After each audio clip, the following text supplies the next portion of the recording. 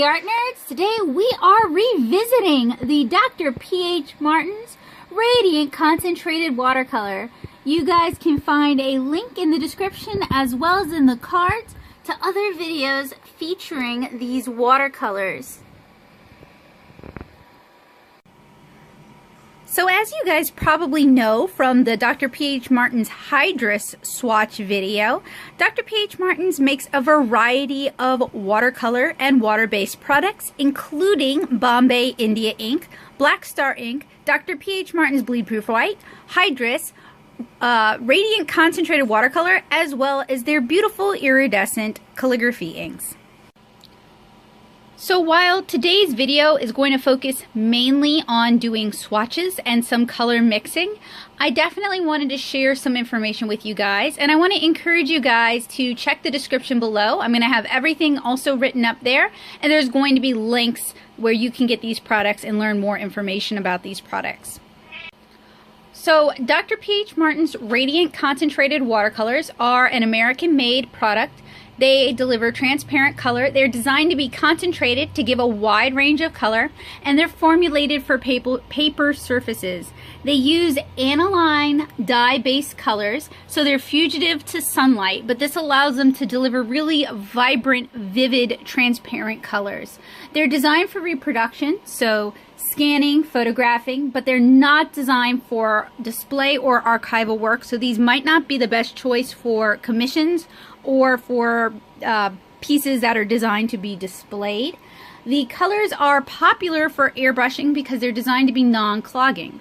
There's 56 total colors. They're available in sets and open stock, with Blick having the best pricing, I believe. There's 6 total sets, set A through D, and those contain 14 colors, no overlap between colors. In the 42 color set, you get sets A, B, and C. In the 56 color set, you get all 4 sets A, B, C, and D. They are non-toxic. They have a dropper top, and they are for use with brushes, airbrushes, and technical pens because they're designed to be non-clogging. You can get them from Blick, Amazon, Jerry's Artorama, and Michael's. Dr. P.H. Martin's makes these special weld trays. You can see them over here for use with their concentrated watercolors as well as with their Hydrus watercolors. These are fairly inexpensive. I picked these up for $1.94 from Flats, but my set, and I have 2 here, are uncovered, and since I have cats, I fear that cat hair is going to contaminate them, so I prefer to use a small porcelain weld palette like this. It's a little bit easier to clean up, and they're not quite as deep. You can also use weld palettes like this, or like this, or basically anything that works for you. I have 23 total colors, so I am going to be swatching them on this Stonehenge cold press watercolor paper. I've already drawn the grid out, and I'm going to use the same swatching method as I used for my Hydrus swatch test. So if you guys are interested in learning more about Hydrus, you can click the card here. And then once I'm done, we're going to compare the two. Now, quick note, Hydrus watercolors are liquid watercolors, much like the Radiant Concentrated watercolors, but they are dye-based. And the Radiant Concentrated watercolors are, I said these are pigment-based, sorry. The Hydrus watercolors are pigment-based, and these are dye-based. So they're Dr. P.H. Martin's kind of provides a wide range of use cases. So for this swatch test, I am going to apply a drop of concentrated watercolor in each of these wells. I'm going to use a flat watercolor brush to do a full concentration, then a half concentration, and then blend it out with water to give you guys a bit of an idea of how these react to water and how they blend. Once those have dried, we're going to do a lift test, and then on the sides we're going to do some color mixing.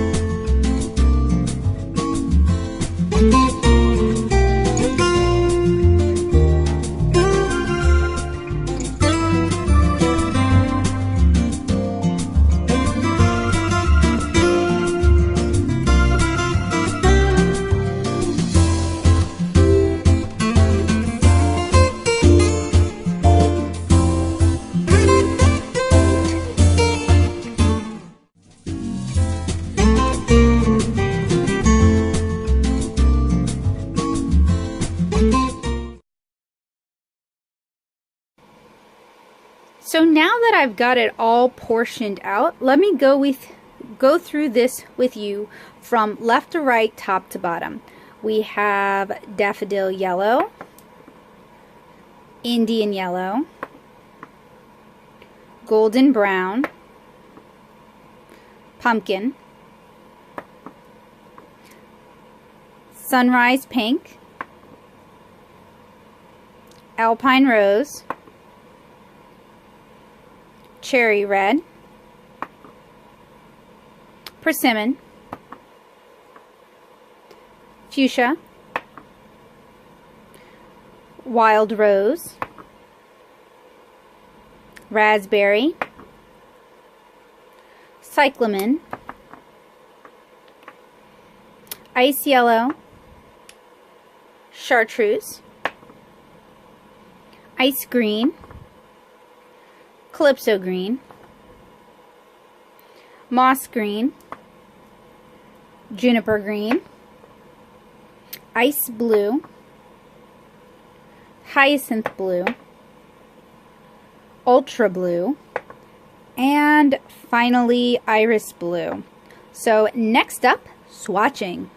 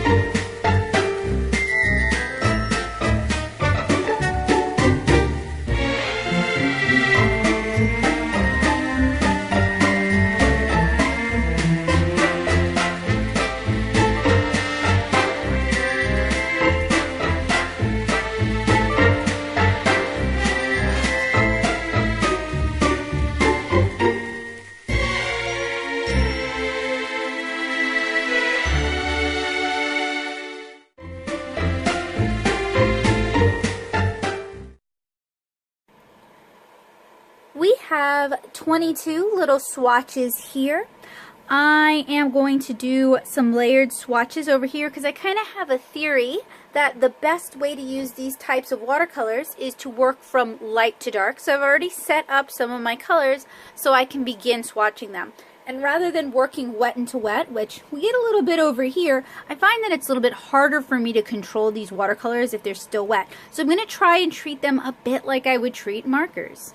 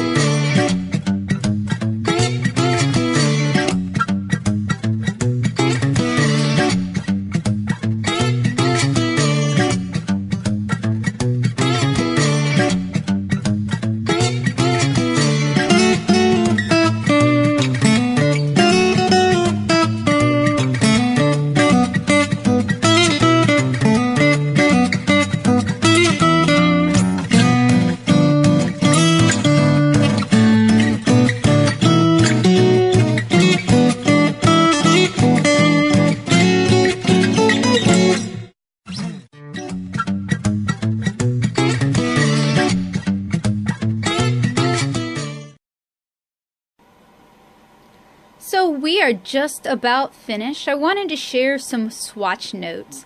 A little bit of these dye-based watercolors really pollutes the water. So for clean swatches, I had to clean out the cup several times. So that's definitely something you're going to want to be cognizant of when you're painting with these, is impurities in the mixes are going to become apparent very quickly. And I was really surprised that some of the colors aren't as water reactive as I initially thought they'd be. My experiences with dye-based watercolors tends to be that they're very water reactive and there's going to be a lot of lifting and intermixing going on. The colors don't layer as cleanly as I'd like. It's difficult to get sharp delineations. So I feel like I still have a lot of studying to do before I can claim any sort of mastery with these watercolors.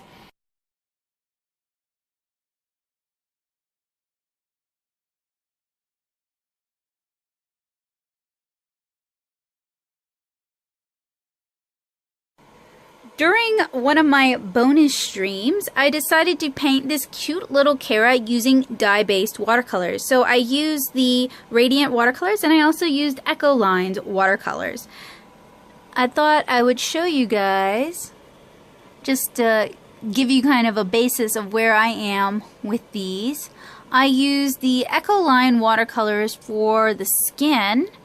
and a lot of the Radiant watercolors for everything else, and I felt like I really struggled with this piece. So I'd like to play around, find more techniques, and maybe find something that works for me using these dye-based watercolors. So thank you guys so much for watching. I hope you enjoyed this follow-up video.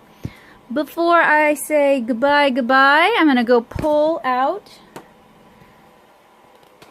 the Hydrus watercolors. We did say we were going to compare the two. Slide that over.